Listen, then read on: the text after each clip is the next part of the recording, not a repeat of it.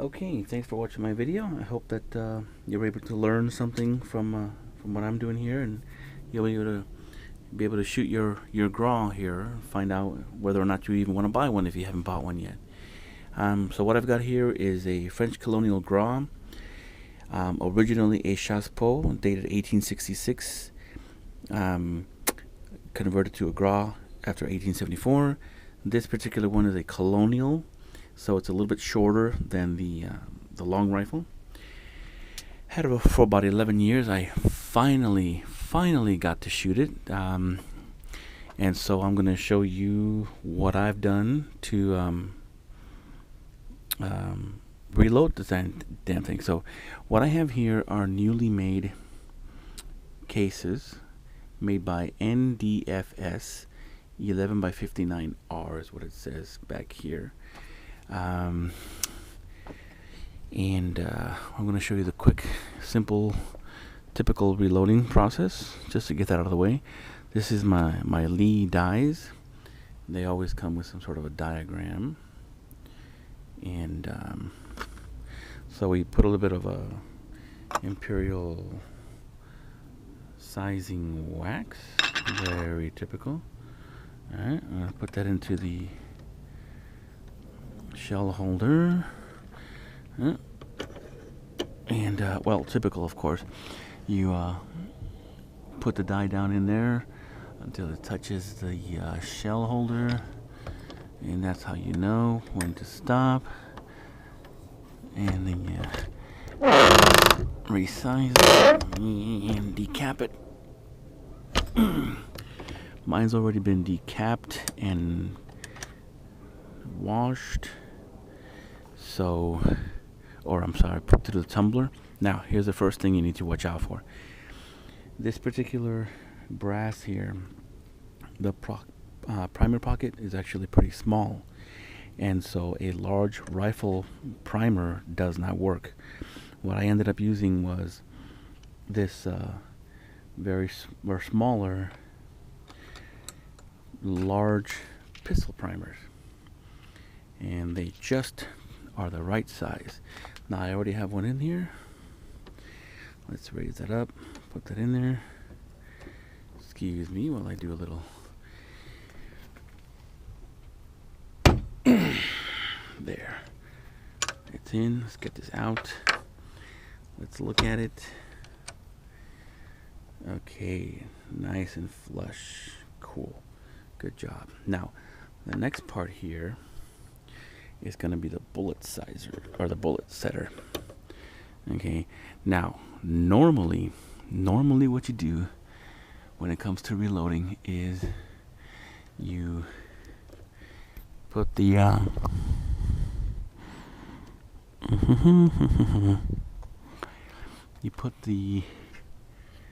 you bring it all the way down to the bottom.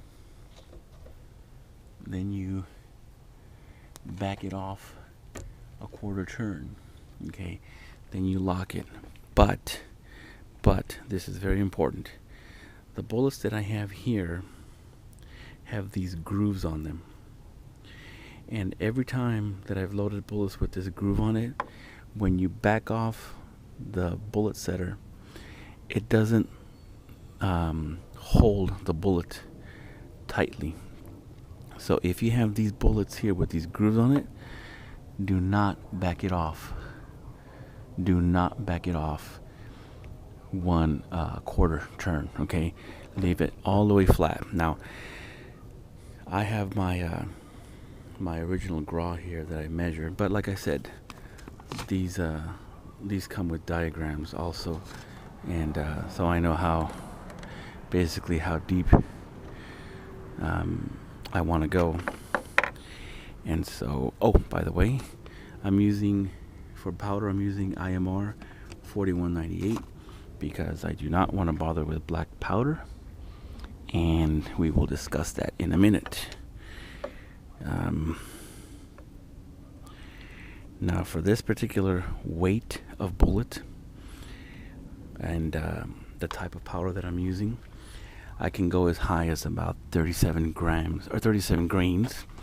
However, I am sticking with 30 grains just because I'd rather play it safe.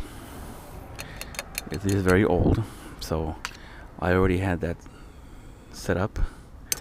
So there it is, there it is. Okay, there's a couple things that you need to know about this die set. So all this reloading business here is rather typical, except for, like I said, if you're using that type of bullet. See how crooked I threw it in there? And then boom, boom, boom. There you go. And you are ready. And you're ready to rock and roll. Okay, now let's talk about the so there you go, simple as that. Now let's talk a little bit about the black powder versus black powder substitute. Now I'm a beginner reloader, and so I talk to a lot of people regarding black powder. And the thing about black powder is that if you, as you can hear, listen to this. Okay, it's shaking in there.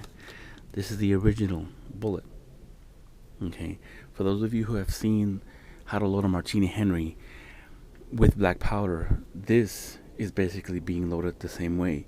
You put a X amount of black powder with a little wax cardboard, like from a milk carton or orange juice carton, basically a disc. You put that in there too.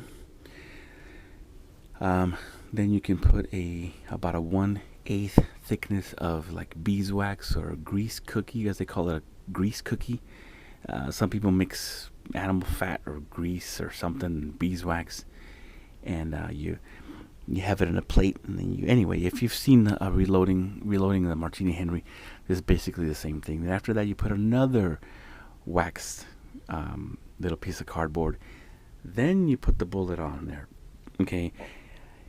The reason for that, if you don't know, is because black powder, if it is not compressed and compact, when it ignites, these are my computer graphics, it ignites unevenly, which can build different types of pressure in your shell and in your rifle.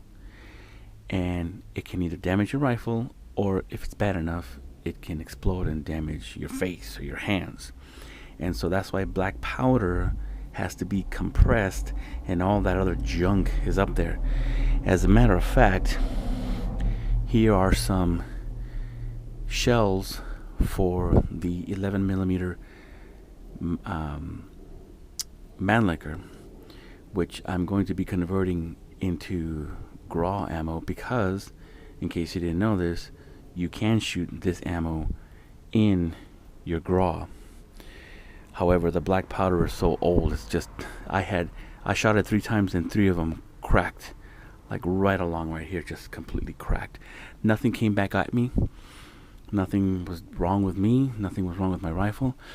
It just, you can only use it once and that's it. But anyway, this one here had black powder. It had the grease cookie. It had the beeswax. It had the stuffing. It had everything in it because it was black powder. And I saved the bullets. And so anyway, with black powder substitute, all you really basically do is load it in there and you're ready to go. So that's one reason why I like, well, that's the reason why I like black powder substitute. Now let's talk about the die sets. Okay, let's talk about the die set. Unfortunately, these die sets for these rifles are horribly expensive, and I was able to get a set for $93. But if you read what it says here, you can form, because 11x59 brass is formed from several different cases, the shell holder was an issue. The die set includes, so Lee Dies includes a shell holder for a .348 Winchester shell. Okay, that means they're expecting you to make gras shells from .348 Winchester.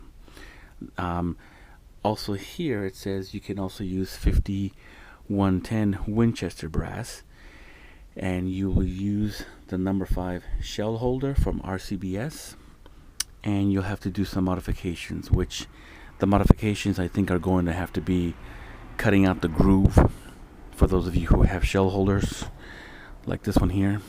No cheating, no cheating. The groove in here. Okay. However, dun dun dun, look what I have. Yep, 11 by 59 F French gras. Quick draw McGraw.